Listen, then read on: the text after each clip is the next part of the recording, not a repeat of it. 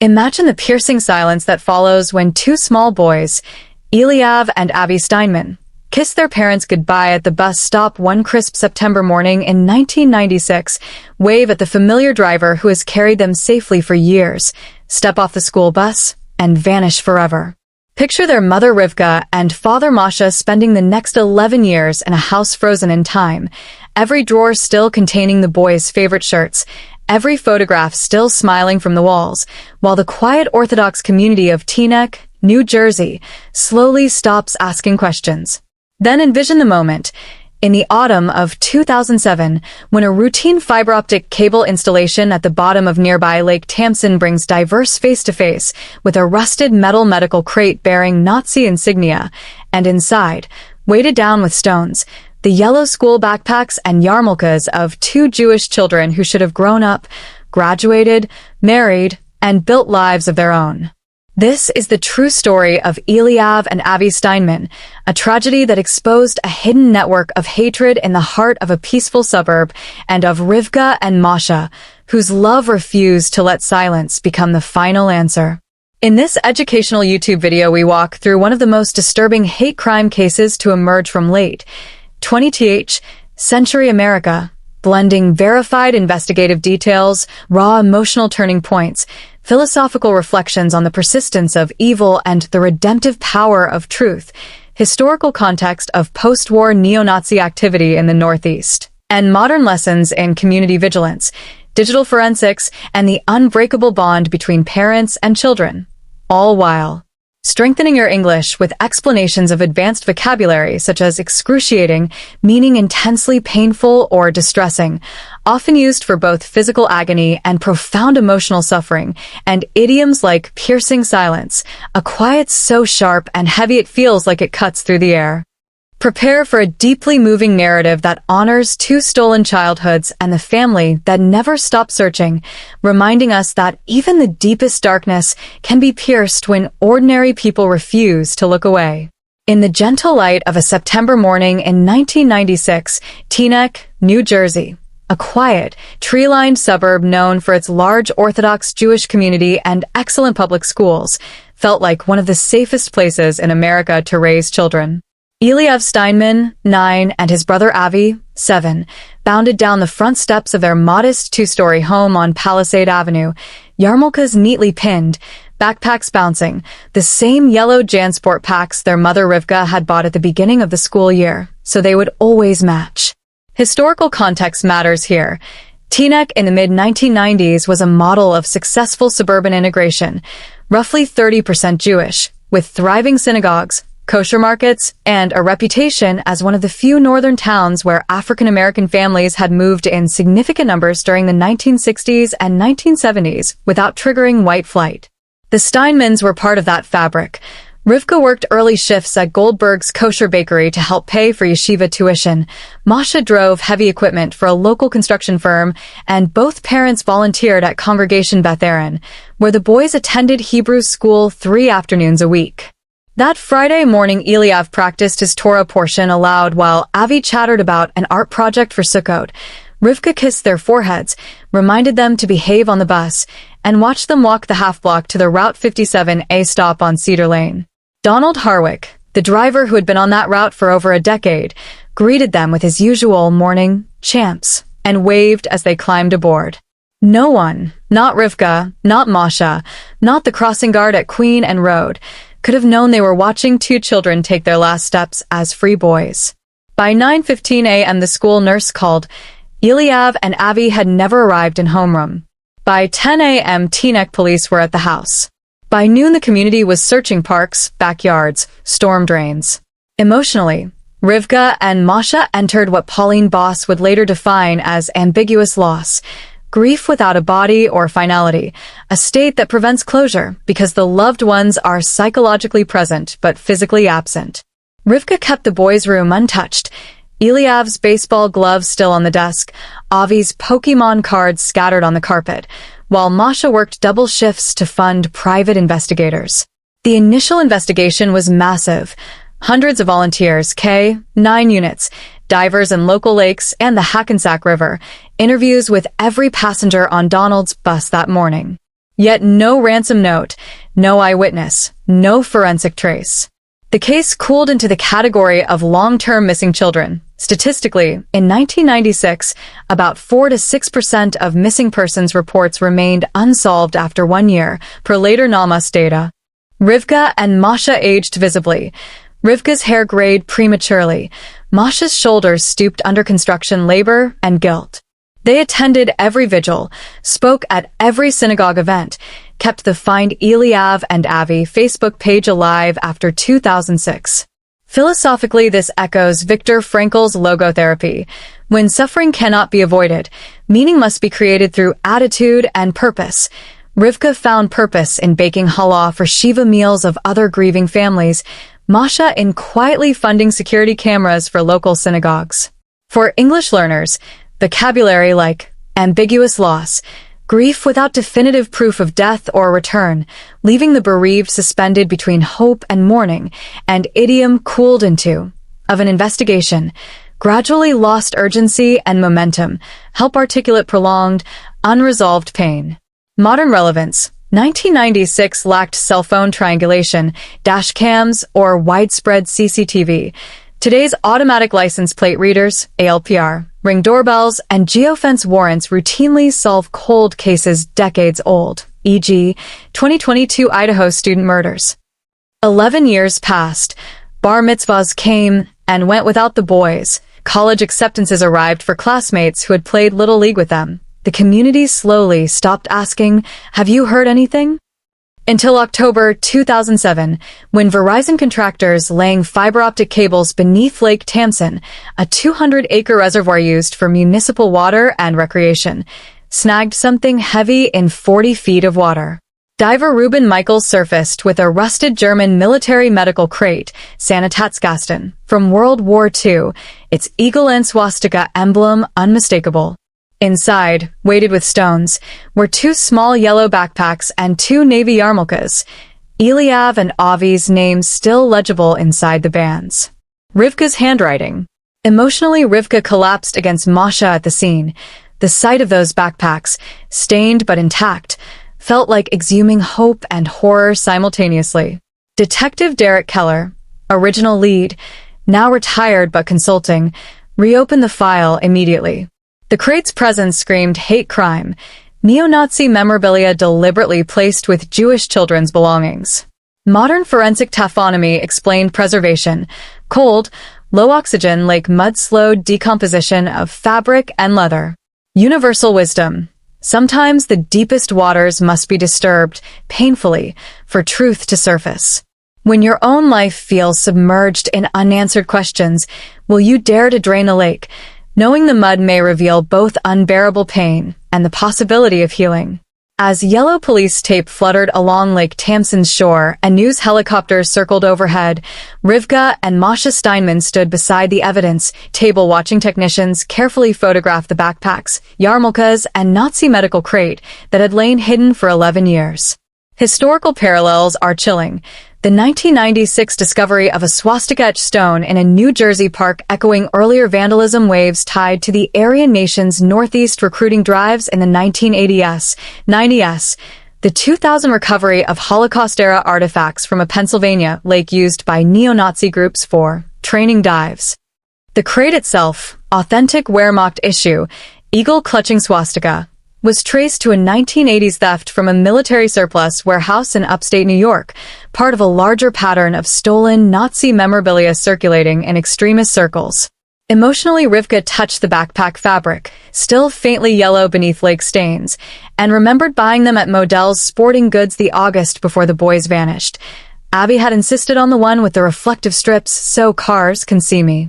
Masha's construction-hardened hands shook as he read Eliav's name in Rivka's permanent marker. The sight reopened every wound. The empty chairs at Shabbat dinner, the unopened bar mitzvah invitations, the silence where laughter used to live. Detective Derek Keller, recalled from retirement to consult, explained the implications. The crate's deliberate weighting and placement suggested ritual disposal meant to send a message. Jewish children erased beneath Christian waters. Yet Avi's backpack contained a faint handprint in dried mud, not Eliav's size. Divers returned immediately. Emotionally, Rivka lived in suspended terror, hoped that Avi had survived, warring with dread that he had suffered unimaginable horrors. Masha channeled rage into action, contacting Maurice Goldfarb, college friend turned journalist specializing in extremist movements, who had been tracking a small but persistent neo-Nazi cell in Bergen County since the early 2000s. Maurice arrived the next day with files. The cell, loosely affiliated with National Alliance remnants, operated under the guise of historical reenactment groups and survivalist clubs meeting at remote cabins near Lake Tamsin. One member matched Donald Harwick's description: quiet bus driver, amateur historian, owner of authentic World War II memorabilia. Another, Rohan Mayer, owner of Goldberg's Kosher Bakery, had a swastika tattoo hidden under his shirt, claimed as Hindu symbol, but stylistically identical to Third Reich insignia. Emotionally, Rivka confronted Rohan at the bakery. His cold denial, "It's a sacred symbol. You people always assume the worst," contrasted with his frantic phone call earlier that day. "Need to clean up immediately." The authorities. Rivka followed Rohan and Donald to a hardware store. Their furtive purchase of industrial barrels and chains confirmed suspicion. Philosophically, this reflects Hannah Arendt's banality of evil. Ordinary men, bus driver, baker, committing extraordinary cruelty when ideology normalizes hatred. Modern relevance. 2007 fiber optic projects inadvertently solved multiple cold cases nationwide, e.g., 2009 Lake Mead discovery of 1970s homicide victim. Today's underwater drones and side-scan sonar make such recoveries routine. English vocabulary. Ritual disposal, deliberate act of getting rid of something in a ceremonial or symbolic manner. Idiom, reopened every wound, caused old emotional pain to feel fresh and raw again. Deepened trauma narratives. Universal wisdom. Evil often hides behind routine. Uniforms, aprons, smiles. Cultivate the courage to question familiarity when it feels wrong. When hatred wears the face of a neighbor, will you choose discomfort over denial, trusting that truth, though painful, protects the next generation from the same darkness? When the second dive team surfaced with a second barrel, smaller, newer, air holes drilled in the lid, Rivka's world narrowed to a single point of light. Avi, 19 now, emaciated, eyes wide with disbelief, wrapped in a thermal blanket and sobbing, "Ima, Mommy," as paramedics carried him to the ambulance. Historical resonance echoes the 2013 Cleveland rescue of Amanda Berry, Gina De Jesus, and Michelle Knight, 11, 10, and 9 years captive in a residential basement, where prolonged isolation and abuse left survivors with complex PTSD yet preserved core identity through small acts of resistance. Amanda keeping a hidden diary, Michelle memorizing prayer.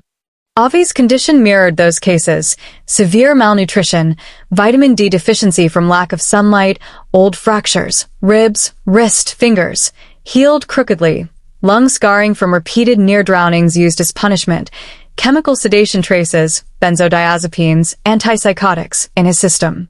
Emotionally, Rivka and Masha entered the excruciating duality of joy and horror. Joy that one son lived, horror at what he had endured.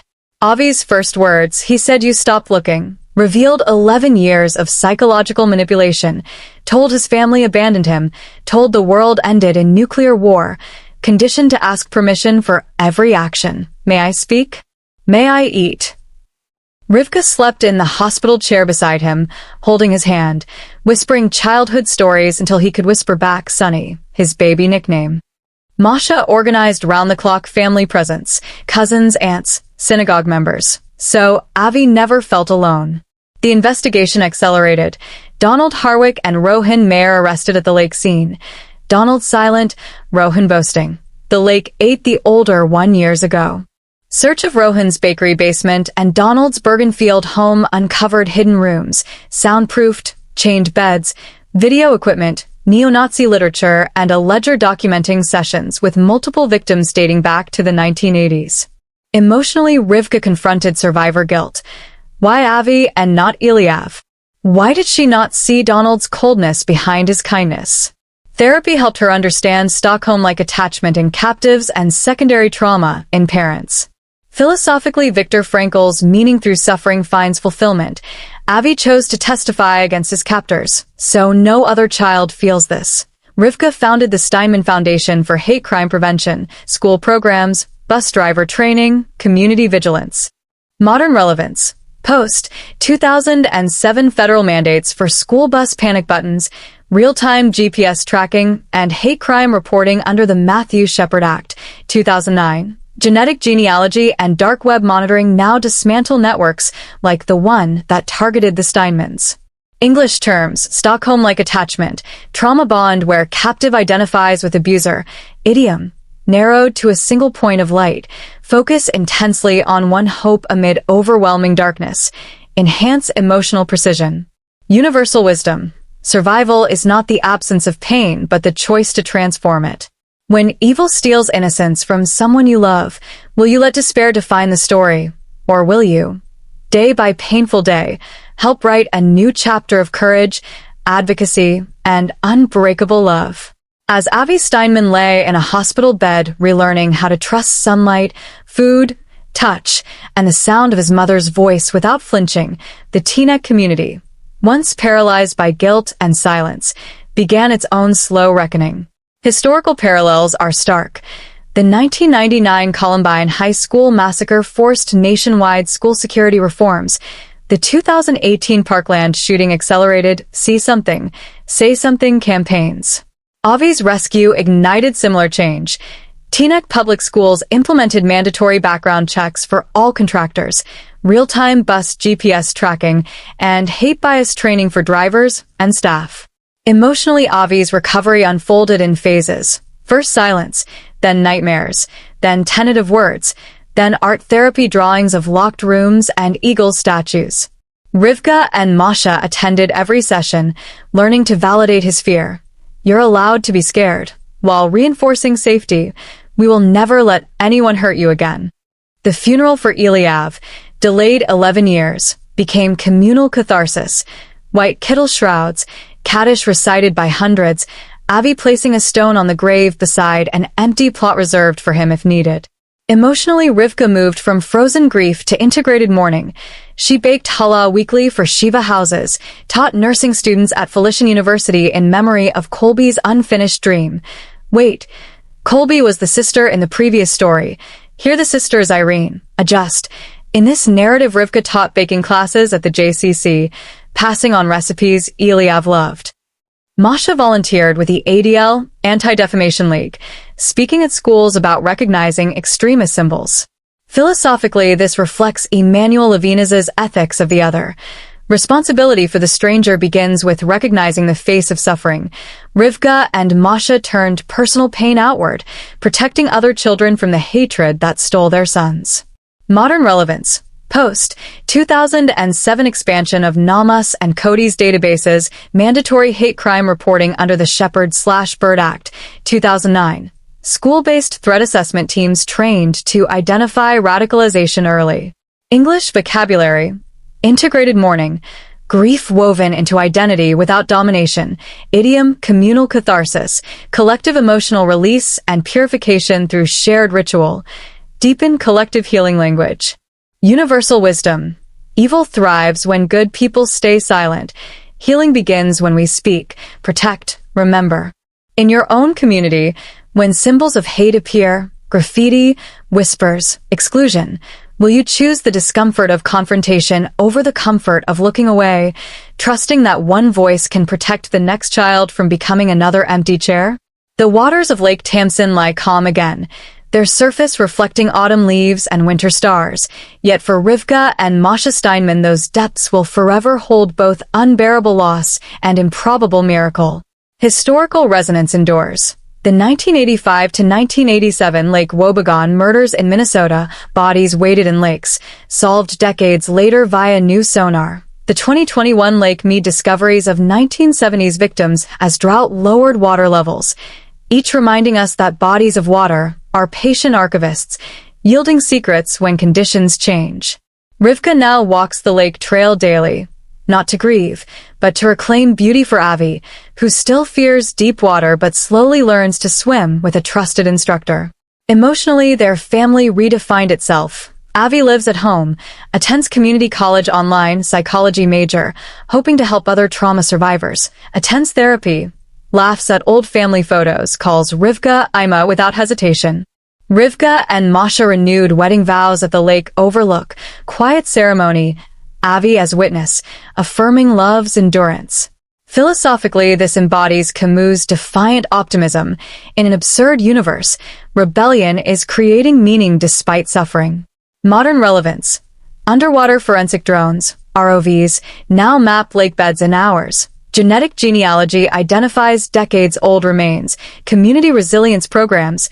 ADL's No Place for Hate campaign prevent radicalization. English terms. Patient archivists, something that records and preserves history over long periods. Idiom, yielding secrets, gradually revealing hidden truths in rich metaphorical language. Universal message, darkness may hide truth for years, but light returns when we refuse to stop searching, loving, remembering. In the vast lake of your own life, where pain lies submerged and hope feels drowned, will you keep diving, keep listening for echoes, keep holding the hand of the one who survived, trusting that even the deepest waters can give back what they took when the time is right?